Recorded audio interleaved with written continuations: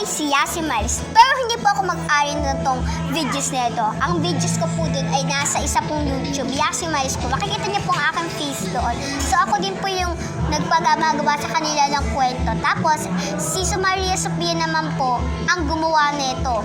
So, papakilala na po natin siya bilang Maria Sophia. Sa kanya po itong videos kasi di niya po kaya magpa-upload kasi po, first time niya lang po dito sa YouTube. Papakilala ko na po in 1, 2, 3. Hello po. Ako si Maria Sophia B. Rivera. Ako pong gumagawa ng mga account na to at tinutulungan po ako ng isa ko pong page sa si Miles at sana din po i-subscribe niyo po. Sabi mo ako'y nasa. Ayan na! Tignan mo! Okay. Erin naman po si Yula M. Rivera. Siya po ang umaaway sa aking kaibigan dahil gusto po nila makapag-upload. Papakilala na po namin si Yula M. Rivera and 1, 2, 3.